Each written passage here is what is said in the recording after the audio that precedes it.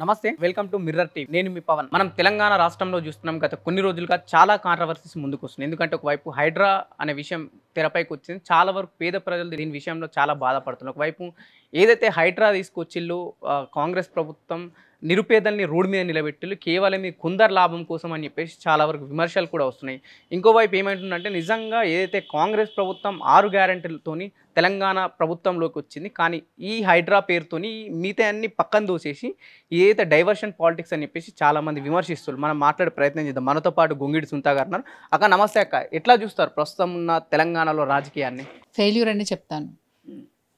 రేవంత్ రెడ్డి గారు పిసిసి అధ్యక్షునిగా ఉన్నప్పుడు కాంగ్రెస్ పార్టీని ఎలాగైనా అధికారంలోకి తీసుకురావాలనే ఉద్దేశంతో మరి అనేక ప్రమాణాలు మేనిఫెస్టోలో 6 గ్యారెంటీల పేరు మీద 420 ప్రామిసెస్ చేశారు.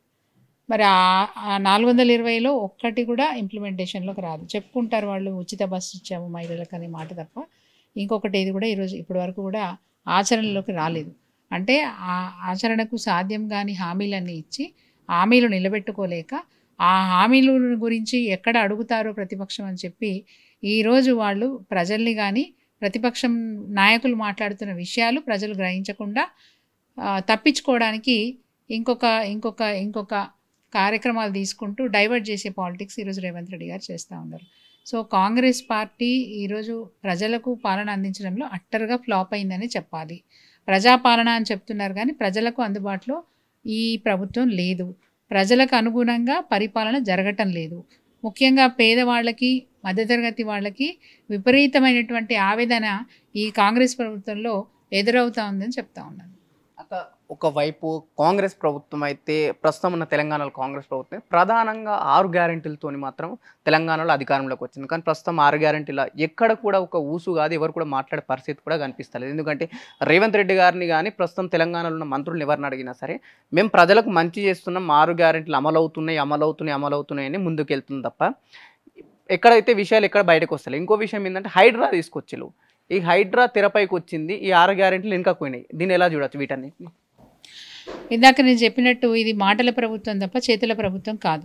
నెంబర్ 1, 6 గ్యారెంటీల విషయంలో మాటలు మాత్రమే మాట్లాడుతున్నారు. ఇప్పటికి కూడా ముఖ్యమంత్రి గారి అనుచరులైనటువంటి మంత్రులు కూడా మాటలమే మాట్లాడుతున్నారు తప్ప చేతులలో ఎక్కడ కూడా ఏ పని కూడా కనిపించట్లేదు. రెండో విషయం, హైడ్రా అనేది పెద్ద డ్రామా. అది ఆ డ్రామా ఎందుకు ఇప్పుడు ప్లే చేస్తున్నారు అంటే ఈ 6 గ్యారెంటీల గురించి ఎవరు మాట్లాడకుండా ఉండాలి, వీళ్ళ దృష్టి అంతా ఇంకోవైపు మళ్లించడానికి ఈ హైడ్రా అనేది డ్రామా ఈరోజు తెరపైకి తీసుకొచ్చినారు. ఈ డ్రామా నిజంగా హైడ్రా అనే దానికి చట్టబద్ధత లేదు, రాజ్యాంగబద్ధమైనటువంటి చర్య కాదది. రెండోది ఏంటంటే దానికి ఒక కమిషనర్ గారిని నియమించి ఆ హైడ్రా అనేది ఒక సంస్థను తీసుకొచ్చినారు. ఆ హైడ్రాకి చట్టబద్ధత లేదు, ఒక రూల్స్ లేవు, ఒక రెగ్యులేషన్స్ లేవు, ఒక నార్మ్స్ లేవు. అసలు దానికి ఉన్న పవర్ ఏందో మెన్షన్ చేయలేదు. ఏదో గుడ్డిగా మేము ఇది పెట్టాము అని చెప్పేసి చీఫ్ సెక్రటరీ గారు ఒక ఆర్డర్ జారీ చేసేసి హైడ్రా అనేది ఒక ముచ్చెర ముందు తీసుకొచ్చినారు. ఎక్కడ కూడా దానికి శాంటిటీ లేదు, అంటే రాజ్యాంగబద్ధమైనటువంటి నియామకం కాదది. సో అది ఎక్కడ కూడా అది ఈ సంస్థ ఈ యాక్టివిటీ చేస్తుంది, ఈ సంస్థకి ఈ రూల్స్ ఉన్నాయి, ఈ రెగ్యులేషన్స్ ఉన్నాయని వాళ్ళు ఇచ్చిన ఆర్డర్లో కూడా ఎక్కడేం మెన్షన్ చేయలేదు. పైగా ఇంకొక గొప్ప విషయం ఏంటంటే నేను రాజు ఏం చేస్తే అది అమలు జరగాలి, నేను చెప్పిందే శాసనం అనేటట్టుగా ఈరోజు రేవంత్ రెడ్డి గారి మాటలు, ఆయన చర్యలు కనిపిస్తూ ఉన్నాయి. ఇందాక నేను చెప్పినట్టు ఇది చట్టబద్ధమైనటువంటి సంస్థ కాదు. హైడ్రా అనేది దానికి ఎటువంటి అధికారాలు లేవు. సో ఒకవేళ అధికారాలు ఏమి ఇచ్చారో కనీసం ఎక్కడ కూడా మెన్షన్ చేయలేదు.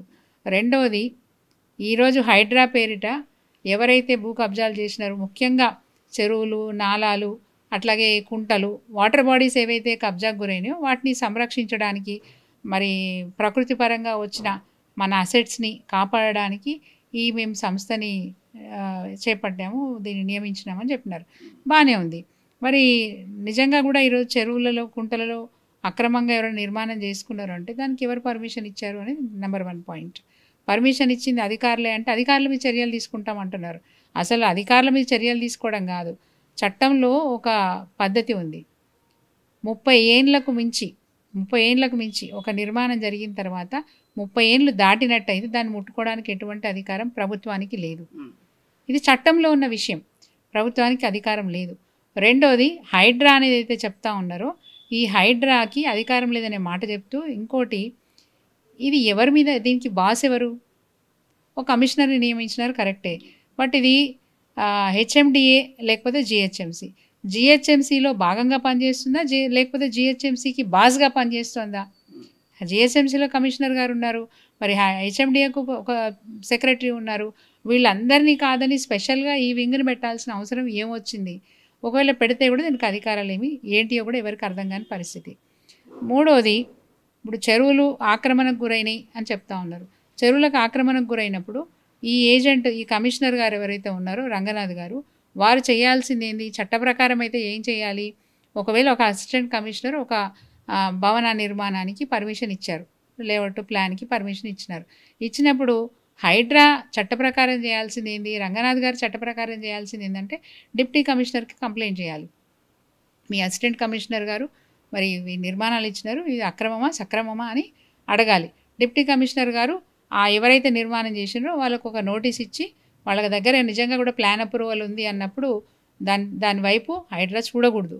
ఒకవేళ డిప్యూటీ కమిషనర్ గారు వాళ్ళకి నోటీసులు ఇచ్చి పిలిపించి ఇది సక్రమమే, లేకపోతే మా అధికారి ఎక్కడ కూడా లంచాలు తీసుకోకుండా దీనికి పర్మిషన్ ఇచ్చిండంటే సక్రమమైనది, లేదు లంచాలు తీసుకొని చేసిండు అన్నప్పుడు ఇది చట్టబద్ధంగా లేదంటే మీది ప్లాను కరెక్ట్గా లేదు, మా అధికారి తప్పు చేసినా మీ నిర్మాణం కూడా తప్పుగా ఉందని చెప్పి ఒక నోటీస్ ఇస్తే అట్లీస్ట్ వాళ్ళు అక్కడి నుంచి వెకేట్ చేయడానికో లేకపోతే వాళ్ళకు ఎలాంటి అవకాశాలు ఉన్నాయో చూసుకొని వాళ్ళు యాక్ట్ అవుతారు. బట్ ఈరోజు హైడ్రా నోటీసులు ఇవ్వకుండా కూల్చడం ఒక విషయం అయితే, రెండో విషయం ఏంటంటే ఖచ్చితంగా నోటీస్ పీరియడ్ అంటూ ఇవ్వాలి. ఎందుకంటే ఒక తెలియక మధ్యతరగతి వాళ్ళు లేకపోతే ఇంకా పూర్ సెక్షన్స్లో ఉన్న వాళ్ళు, ఎకనామికలీ వీక్ ఉన్న వాళ్ళు ఏం చేస్తారంటే చిన్నగా పొదుపు చేసుకొని ఆ పొదుపుతోని ఒక 100 గజాల జాగో 50 గజాల జాగో కొనుక్కొని దాంట్లో కష్టపడి ఇల్లు కట్టుకుంటారు. ఈరోజు ఈ చెరువు కబ్జాకు గురైంది, ఈ నాలా కబ్జాకు గురైంది అని చెప్పేసి కూలగొట్టేస్తూ ఉన్నారు. బట్ కూలగొట్టేటప్పుడు ఒక మాట, చట్టంలో ఉన్న మాట చెప్తా ఉన్నాను, వాళ్ళు కూలగొట్టే ముందు నోటీసులు ఇవ్వాలనేది ఫస్ట్ విషయం అయితే, రెండో విషయం ఏంటంటే ఆ నిర్మాణాల్లో లోపల ఏమన్నా వాళ్ళ వస్తువులు ఉంటే, అది ఏదైనా కావచ్చు, ఎలాంటి వస్తువులైనా కావచ్చు, పర్సనల్ వస్తువులు ఏ ఉన్నప్పటికీ కూడా అవి కూడా డ్యామేజ్ చేస్తున్నారు. ఆ డ్యామేజ్ చేసే అధికారం హైడ్రాకు లేదు, ప్రభుత్వానికి లేదు. అట్లీస్ట్ ఆ ఇంటి వాళ్ళకి నోటీస్ ఇచ్చి ఉంటే వాళ్ళు వాళ్ళ సామాన్లు తీసి పక్కకు పెట్టుకుంటారు. ఆ తర్వాత అది చట్టబద్ధమైంది కాదనుకుంటే నువ్వు నిర్మాణానికి కూలుస్తావా ఏం చేస్తావా అనేది అది మీకున్న అధికారాన్ని బట్టి మీరు చేస్తారు. అయితే ఇక్కడ చాలా వరకు ప్రభుత్వం ఏం చెప్తుందంటే ఇటు ప్రజలకు కావచ్చు లేకపోతే నాయకులకు అన్ని సమాన హక్కులు ఉన్నాయి హైడ్రా విషయంలో, అందరిని ఒకేలా చూస్తామని చెప్పి ప్రభుత్వం చెప్తుంది. కానీ చాలా వరకు పేద ప్రజలు అంటే మా ఛానల్స్ కానీ చాలా వరకు ఎక్కడెక్కడ నోటీసులు ఇచ్చిన వాళ్ళ దగ్గరికి వెళ్తే ఏమంటుందంటే మాకు చాలా వరకు నోటీసులు ఇవ్వలేరు, డైరెక్ట్ వచ్చి కూల్చేస్తున్నారు అని చెప్పేసి ఒకవైపు కొన్ని వాదనలు వినిపిస్తున్నాయి. మరోవైపు ప్రభుత్వం ఏం చెప్తుందంటే సీఎం అన్నకే నోటీసులు ఇచ్చినాము, సామాన్య ప్రజలు మీరెంత అని ఒక మొండి వైఖరిని అయితే తీసుకొస్తుంది. దీన్ని ఎలా చూడొచ్చు ఈ రెండింటి వ్యత్యాసం? కమిషనర్ రంగనాథ్ గారు ఒకరోజు స్టేట్మెంట్ ఒకలాగా ఉంటుంది, ఇంకొక రోజు స్టేట్మెంట్ ఇంకొకలాగా ఉంటుంది. వారు ఏం చెప్తున్నారు? కొత్త నిర్మాణాలని మాత్రమే కూల్చేస్తామని ఒకరోజు స్టేట్మెంట్ ఇచ్చారు. ఫస్ట్ డే స్టేట్మెంట్ ఇచ్చినారు, మా డ్యూటీ ఏంటంటే, మాకు ఇచ్చిన అధికారం ఏంటంటే మేము ప్రకృతి సహజంగా ఏర్పడిన చెరువులు కుంటలు ఏవైతే మా రికార్డ్స్లో ఉన్నాయో వాటిని సంరక్షించే బాధ్యత మేము తీసుకుంటున్నాము. అక్రమంగా ఎఫ్టీఎల్లో బఫర్ జోన్లో ఎవరైతే నిర్మాణం చేసినో వాటి 100% కూల్చేస్తామని ఫస్ట్ డే స్టేట్మెంట్. అదేవిధంగా ఎన్ కన్వెన్షన్ని కూల్చేసినారు. కూల్చేసిన తర్వాత నోటీసులు ఇవ్వలేదనే మాట వచ్చినప్పుడు మేము నోటీసులు ఇస్తాము అని చెప్పారు. రెండో విషయం ఏంటంటే నోటీసులు ఇచ్చి కూలుస్తామని చెప్పారు. నోటీస్ పీరియడ్ ఉండాలి కదండి. ఈరోజు నోటీస్ ఇస్తాను రేపు కూల్చేస్తాను అనేది విషయం కాదు. ఖచ్చితంగా నోటీస్ పీరియడ్ కూడా దాంట్లో మెన్షన్ చేయాలి. ఆ లోపల వాళ్ళు సరే మాది ఎక్కడ కూడా మాకు ప్లాన్ అప్రూవల్ ఉంది, లేఅవుట్ అప్రూవల్ ఉందని వాళ్ళు మళ్ళీ నివేదించుకోవడానికి అవకాశం ఉంటుంది. అట్లాంటి అవకాశాలు ఏమి ఇవ్వకుండా కూల్చడం. ఆ తర్వాత మూడో రోజు వారి స్టేట్మెంట్ ఏముంది? ఒకవేళ అక్కడ నివాసం ఉంటున్నారు, అక్కడే ఉంటున్నారు అన్నప్పుడు మేము కూల్చము, ఆ ఇంట్లో నివాసం ఉంటున్నారు అన్నప్పుడు మేము కూల్చము. నివాసం ఉండట్లేదు, అది ఐడిల్గా ఉంది, అది రిసార్ట్ అయితే, అది ఇంకోటి అయితే, కమర్షియల్ భవనం అయితే మేము కూల్చేస్తాము అని చెప్తున్నారు. అసలు ఇది కూల్చండి ఇది కూల్చకూడదని ఎక్కడుంది? ఇంట్లో ఉంటున్నారు, మనుషులు ఉంటున్నారంటే కూల్చను అని చెప్తున్నారు. అదే అడుగుతున్నాము, అధికారము ఆ అధికారికే, కమిషనర్ గారికి వాళ్ళకి ఏది కూల్చాలో ఏది కూల్చొద్దో వాళ్ళే కన్ఫ్యూజన్ స్టేజ్లో ఉన్నారు. ఒకరోజేమో నోటీసులు ఇవ్వకుండా కూల్చేస్తాను, వీళ్ళు అక్రమంగా నిర్మాణం చేసుకున్నామంటారు. రెండో రోజు నోటీసులు ఇస్తామంటారు. మూడో రోజు నివాసం ఉంటున్న వాళ్ళని మేము కూల్చము, అలాంటి నిర్మాణాలు మేము కూల్చమని చెప్తున్నారు. ఫస్ట్ ఏం చెప్పారు, సామాన్యుడికైనా బ్యూరోక్రాట్స్కైనా ఎవరికైనా సమాన న్యాయమే ఉంటుంది, ఈ చట్టం సమానంగా అమల్లోకి వస్తుందని చెప్తున్నారు. మరి చెప్పినప్పుడు ఈరోజు నిన్న కూడా చూసినాము, నిన్న అదేం చెరువు అండి, సున్నం చెరువు. సున్నం చెరువులో చాలా నిర్మాణాలు తీసేసినారు. వాళ్ళంతా కూడా పేదవాళ్లే కదా. అసలు మీరు కూరుస్తుంటే రేకులే ఉన్నాయి, వాళ్ళ గోడలు ఏమున్నాయి, ఎట్లా ఉన్నాయి వాళ్ళ గోడలు? చాట గిన్నెలు అన్నీ తీసుకొచ్చి రోడ్డు మీద పడేసినారు. వర్షం పడతా ఉంది, ఆ వర్షం ఏది మన కవర్స్ కప్పుకొని వర్షంలో కూర్చొని ఉన్నారు. చిన్న పిల్లలు ఉన్నారు, పుస్తకాలు కూడా ఆగం చేసినారు. పిల్లలు చదువుకోవద్దా అండి ఇంత అక్రమంగా? అంటే వాస్తవంగా చెప్పాలంటే హైడ్రానే చట్ట వ్యతిరేకమైనటువంటి సంస్థ. ఇప్పుడు నా బిల్డింగ్ నేను చట్టపరంగా కట్టుకున్నానా, అనుమతులు ఉన్నాయా లేదా, నాకు చట్టపరమైనటువంటి అనుమతులు ఉన్నాయా లేదా, నాది ఇల్లీగల్ కన్స్ట్రక్షన్. బట్ ఈ సంస్థనే ఇల్లీగల్, హైడ్రానే ఇల్లీగల్. Yes, 100% illegal. దీనికి ఎలాంటి శాంటిటీ లేదు, ఎట్లాంటి అధికారం లేదు, అధికారం ఉన్నట్టుగా ఎక్కడ చూపించట్లేదు. రెండోది, రాజ్యాంగబద్ధమైనటువంటి సంస్థ కాదు ఇది, హైడ్రానే ఇల్లీగల్. అంటే ఒక ముఖ్యమంత్రి ఇల్లీగల్ యాక్టివిటీస్ చేయడం కోసము ఈ పేరు చెప్పుకొని, హైడ్రా పేరు చెప్పుకొని ఈరోజు దానికి ఒక కమిషనర్ గారిని పెట్టి ఆ కమిషనర్ ద్వారా ఇల్లీగల్ యాక్టివిటీస్ చేస్తున్న దాంట్లో ఎటువంటి అనుమానం లేదు.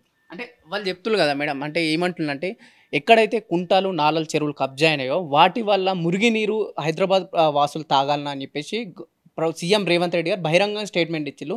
సో మురిగినీరు ఉండద్దు, హైదరాబాద్ వాసులకు మంచి తాగునీటి సరఫరా కలిగించాలని చెప్పేసి ఈ హైడ్రా తీసుకొచ్చినాం, ఎక్కడెక్కడ డిమాలిష్ చేస్తున్నాం, అక్రమ కట్టడాలని చెప్తుంది కదా. మరి ఆలోచన మంచిదే, అంటే చెప్పడం బాగానే ఉంది, మురుగునీరు ఉండకూడదు, చెరువులు కాపాడాలి, వర్షాలు వచ్చినప్పుడు ఇళ్లలోకి నీళ్ళు వస్తున్నాయి, వర్షాలు వచ్చినప్పుడు డైరెక్ట్గా అవి చెరువుల్లోకి వెళ్ళాలి, కుంటలలోకి వెళ్ళాలి, ఆలోచన మంచిదే, మాట చెప్పడం బాగానే ఉంది. కానీ చేతలలో కూడా చట్టబద్ధమైనటువంటి చేతలే చేయాలి. అంటే ఒక చెరువు ఆక్రమణకు గురైంది అన్నప్పుడు ఆ చెరువుని ఎట్లా కాపాడాలి, ఆ చెరువుని ఎట్లా రీజనరేట్ చేయాలి, దాన్ని ఎట్లా పునరుద్ధరించాలనే ఆలోచన ఉన్నప్పుడు, పునర్నిర్మాణం చేయాలనుకున్నప్పుడు చట్టపరమైనటువంటి చర్యలు ఏం తీసుకుని ఆ చెరువును కాపాడాలనే ఆలోచన చేయాలి. ఇప్పుడు ఆల్రెడీ జిహెచ్ఎంసీకి ఒక కమిషనర్ ఉన్నారు, అనేక మంది అధికారులు ఉన్నారు, ఇరిగేషన్ డిపార్ట్మెంట్ సంబంధించిన వాళ్ళు ఉంటారు, రెవెన్యూ డిపార్ట్మెంట్ సంబంధించిన వాళ్ళు ఉంటారు. ఇంతమంది అధికారులు ఉండగా ఒక ప్రత్యేకంగా ఒక హైడ్రా సంస్థను పెట్టి దానికి ఒక కమిషనర్ పెట్టి వాళ్ళ ద్వారా యాక్టివిటీ ఏం చేస్తున్నారు? అంటే జిహెచ్ఎంసీలో ఉన్న అధికారులు కాదా? వాళ్ళకి జీతాలు ఇవ్వట్లేదా? వాళ్ళ పని వాళ్ళు చేయట్లేదా? పోనీ వాళ్ళ పని వాళ్ళు చేయట్లేదంటే వాళ్ళకు ఏమేమో ఇస్తారో ఇవ్వండి, వాళ్ళతో పని చేయించండి, ఉన్న అధికారులతో పని చేయించండి, లీగల్గా నోటీసులు ఇవ్వండి, నోటీసులు ఇచ్చి పని చేయించండి. నిజంగా కూడా ఒక గొప్ప నిర్ణయం, ఏది చెరువులను కాపాడాలి, కుంటలను కాపాడాలి, దానివల్ల రేపు భవిష్యత్తులో వర్షాలు వచ్చినా వరదలు వచ్చినా చెరువులలోకి నీళ్ళు వస్తాయి, ఇళ్లలోకి నీళ్ళు పోవు, ఒక మంచి ఆలోచన చేస్తున్నారు. మురుగునీరు ఇళ్లలోకి పోవద్దు, మురుగునీరు తాగకూడదు, మంచి మంచి మాట చెప్పారు. బట్ మాట చెప్పినప్పుడు దాని ఇంప్లిమెంటేషన్లో చట్టబద్ధమైనటువంటి ఇంప్లిమెంటేషన్ ఉండాలి. ఈరోజు ముఖ్యమంత్రి అయినా, చీఫ్ సెక్రటరీ గారైనా, కమిషనర్ గారైనా ఎవరైనా చట్టానికి లోబడే పనిచేయాలి. మీరు చట్టానికి వ్యతిరేకమైనటువంటి పని చేస్తూ ఉన్నారు. రేపు కామన్ సిటిజన్ ఎవరైనా, సివిల్ సిటిజన్ ఎవరైనా కానీ కోర్టుకు వెళ్తే మాత్రం 100% వీళ్ళు ముగ్గురు కూడా పనిషబులే. సరే మేడం, ఇక్కడ రెండు చూడొచ్చు మనం, ఎందుకంటే ఏది అప్పర్ క్లాస్ వాళ్ళకి ఏందో నోటీసులు ఇస్తున్నాం, ఒక 7 days టైమో ఎంతో కొంత టైం ఇస్తున్నారు. అయితే మిడిల్ క్లాస్ వాళ్ళకి కావచ్చు, లోవర్ మిడిల్ క్లాస్ వాళ్ళకు పొద్దున 6 గంటలకు వచ్చి ఎక్కడెక్కడ కొలాబ్ చేస్తున్నారు, లోపల సామాన్ లోపట్లనే ఉంటున్నాయి. సో ఈ రెండు అంటే పేదవాళ్ళకు ఒక థియరీ అప్లై చేస్తుండ్రు రేవంత్ రెడ్డి గారు, లేకపోతే ఉన్న వాళ్ళకు ఒక థియరీ అప్లై చేస్తున్నా అనుకోవచ్చా? 100% అదే కదా. ఇప్పుడు లేని వాళ్ళు ప్రశ్నించే గొంతు కాదు, ఉన్నోడైతే ఏదైనా బెదిరిస్తాడు, భయపడతాడు అనేది ఒకటి ఉంటుంది. ఇప్పుడు ఉన్న వాళ్ళైతే ముందుగా నోటీసులు ఇస్తే పోయి బెంచ్ కింద ఏదో పని చేసిపోతారు.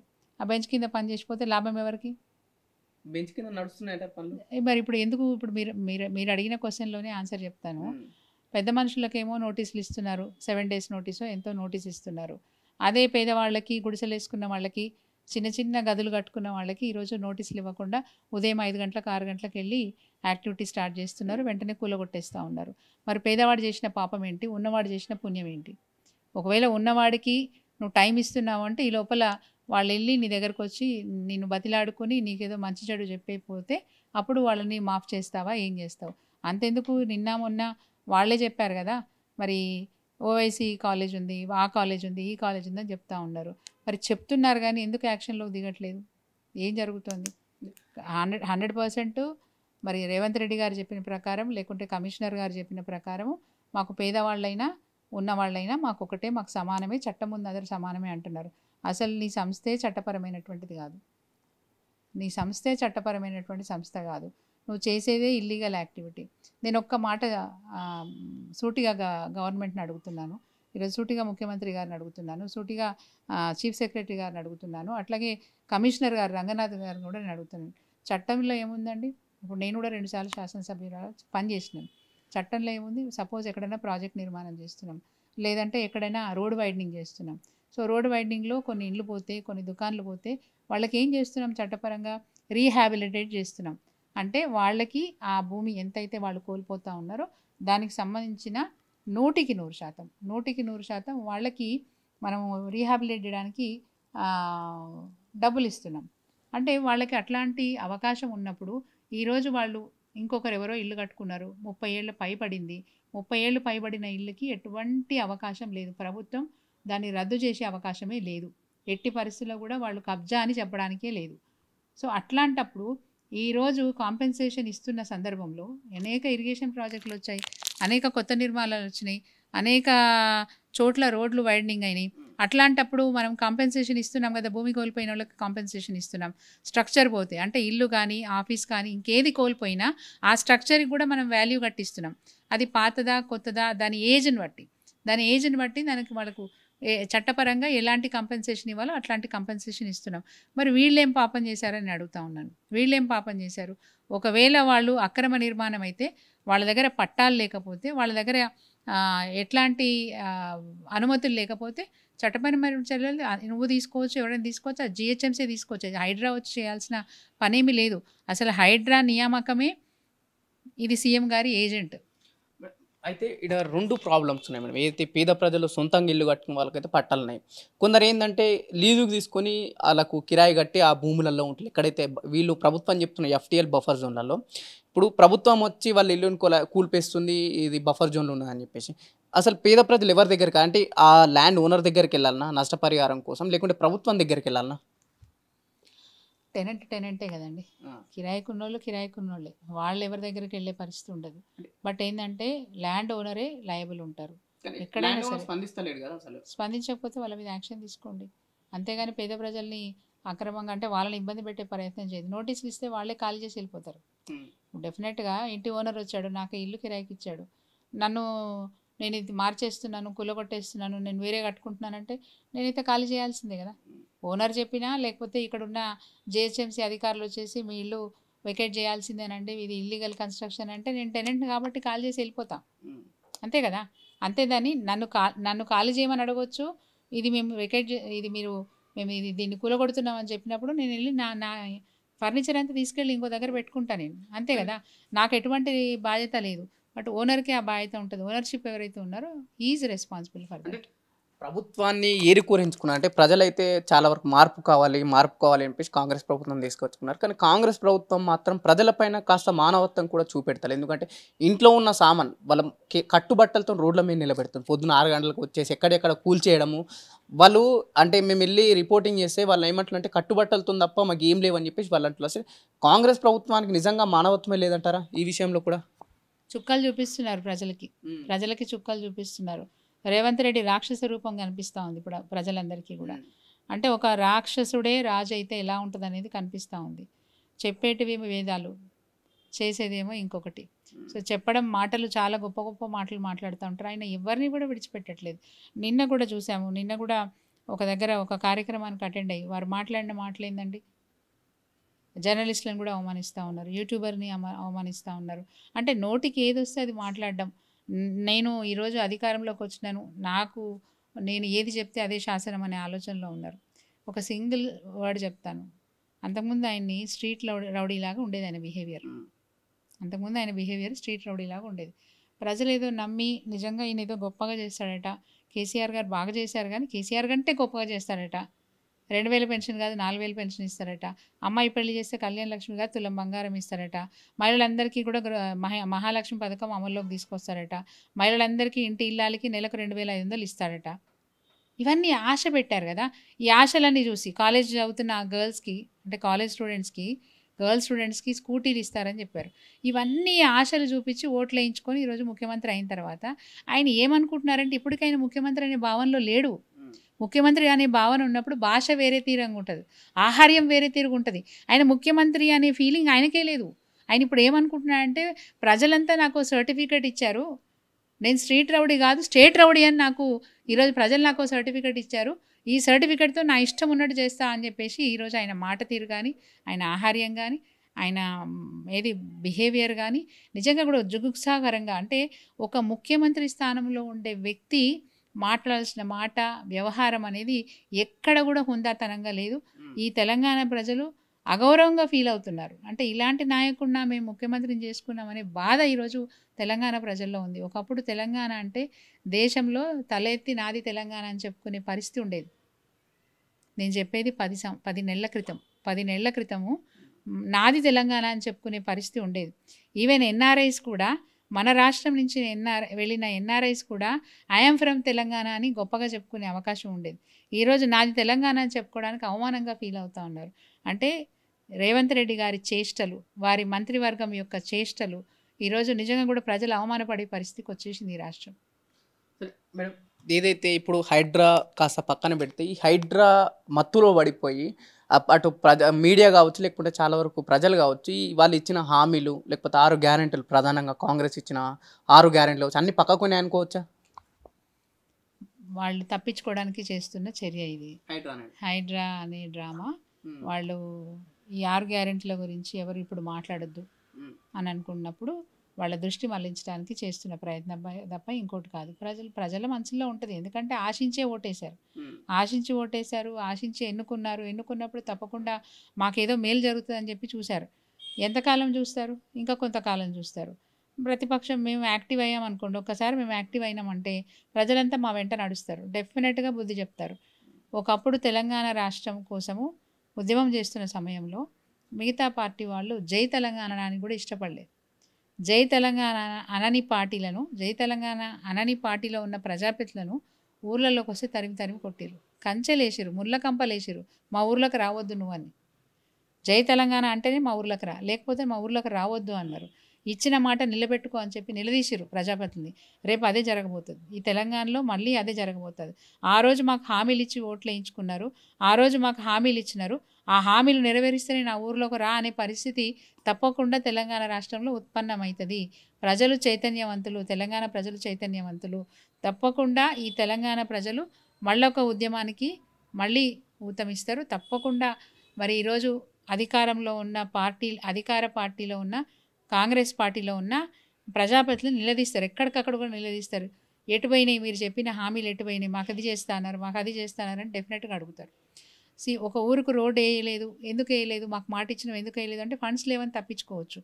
కానీ నాకు ఇది ఇస్తా అన్నావు, నాకు పెన్షన్ ఇస్తా అన్నావు, మా ఆయనకు వస్తుంటే నీకు కూడా వస్తుందని చెప్పినావు, మా ఆయనకు 4,000 ఇస్తాను, నాకు 4,000 ఇస్తాను, 8,000 ఇస్తా అన్నావు అని అవ్వ అడగదా? డెఫినెట్గా అవ్వ అడుగుతుంది కదా, నిలదీస్తారు. రేపు భవిష్యత్తులో కాంగ్రెస్ పార్టీలో ఉన్న ప్రజాప్రతినిధులు గ్రామాలలో తిరిగే పరిస్థితి ఉండదు. మేడం, ఒకవైపు 6 గ్యారెంటీలు అయితే డైవర్షన్ పాలిటిక్స్ అని హైడ్రా తీసుకొచ్చిన మీలాంటి వాళ్ళు చాలామంది అంటారు. అంటే ఇంకొందరు ఏమంటారంటే ప్రస్తుతం ఉన్న ప్రభుత్వ ఆఫీసులు ఏదైతే హైదరాబాద్లో అవి కూడా బఫర్ జోన్లో ఉన్నాయని చెప్పి చాలామంది విమర్శిస్తూ, నిజంగా ఈ ప్రభుత్వ ఆఫీసులను టచ్ చేస్తారంటారా ఇప్పుడున్న కమిషనర్ గారు? నాకు పేద గొప్ప భేదాభావం ఏమి ఉండదు మాకు అని చెప్పారు కదా రంగనాథ్ గారు. అది సీఎం గారి ఇల్లైనా గులగొట్టాల్సిందే, అంతే కదా. ఎవరైనా సరే as a citizen of Telangana లేకపోతే as a citizen of Hyderabad, ఎవరైనా హైదరాబాద్లో జిహెచ్ఎంసీ పరిధిలో ఎవరు అక్రమ నిర్మాణం చేసుకున్నా అందరికీ ఒకటే పద్ధతి ఉండాలి. అది రేవంత్ రెడ్డి గారు కానీ, లేకపోతే ఈరోజున్న చీఫ్ సెక్రటరీ గారు కానీ, ఎవరైనా సరే, మంత్రులు కావచ్చు, నేను కావచ్చు, మీరు కావచ్చు, ఎవరమైనా అక్రమ నిర్మాణం చేసుకున్నాము, వితౌట్ పర్మిషన్ చేసుకున్నాము అన్నప్పుడు అది కూడా ప్రత్యేకంగా వాళ్ళు చెప్పేది ఏంటి, చెరువులో కానీ, నాలాలో కానీ, కుంటలలో కానీ, అంటే వాటర్ బాడీస్లో ఎక్కడ ఎవరు కబ్జా చేసినా దాన్ని 100% కూల్ చేస్తాము, ఆ వాటర్ బాడీని మేము కాపాడుతాము, రీజనరేట్ చేస్తాం, పునర్నిర్మాణం చేస్తామని చెప్తున్నారు. పునర్నిర్మాణం చేస్తామనే విషయాన్ని మేము స్వాగతిస్తున్నాం. నిర్ణయం మంచిదే, కానీ చేసే పద్ధతి సరిగా లేదు. మరి ఎందుకు టచ్ చేస్తలేదు? ఇంకోవైపు ఓవైసీ ఉమెన్స్ కాలేజ్ కావచ్చు, లేదంటే ఎన్టీఆర్ జూనియర్ కాలేజ్ కావచ్చు, మరోవైపు Ponguleti farm house, Vivek Venkatswamy farm house, Patnam Mahender Reddy farm house, ఇవన్నీ కూడా బఫర్ జోన్లోనే ఉన్నాయి. చాలా వరకు బఫర్ జోన్లో కాదైతే ఓవైసీ ఎఫ్టీఎల్లో ఉంది, ఇంకా ఫుల్ ట్యాంక్ లెవెల్లో ఉంది.